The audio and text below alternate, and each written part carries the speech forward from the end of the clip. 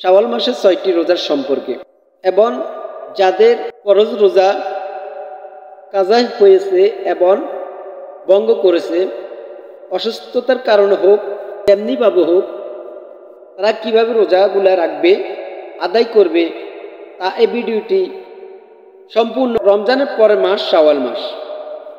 রমজানের পূর্ণ মাস রোজা পালন করা ফরজ। শাওয়াল মাসের ৬টি রোজা রাখা সুন্নত।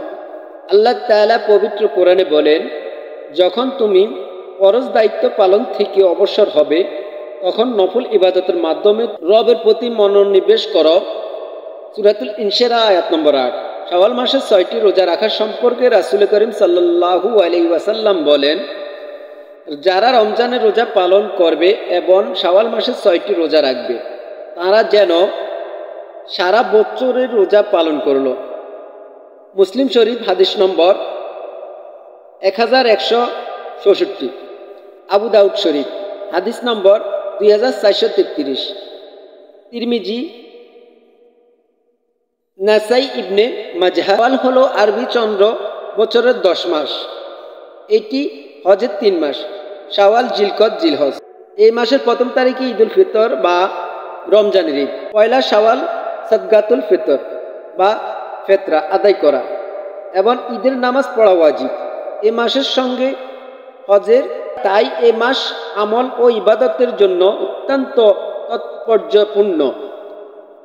এক বর্ণনা রয়েছে, নবী করিম সাল্লাল্লাহু আলাইহি সাল্লাম বলেছেন, আল্লাহ তাআলা শাওয়াল মাসের ৬ দিনে আসমান জমিন সৃষ্টি করেছেন।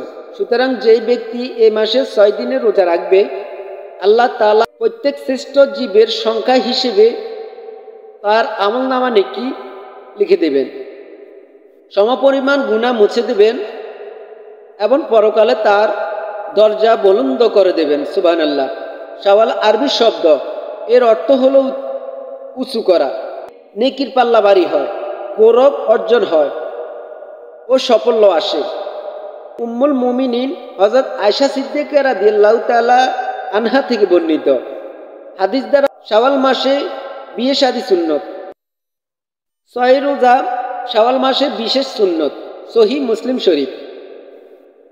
কাজা রোজা সম্পর্কে মহান আল্লাহ তাআলা কোরআনুল কারীমে বলেন, তোমাদের মধ্যে যে অসুস্থ থাকবে কিংবা সফরে থাকবে, সে রমজানের পরে অন্য দিনগুলোতে রোজা পালন করবে।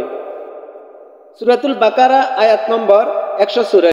তাই যারা সফরে ক্লান্তির কারণে কিংবা অসুস্থ থাকার কারণে রমজানের সব রোজা রাখতে পারেনি, তারা সেইগুলো রমজানের পর অন্য সময় আদায় করে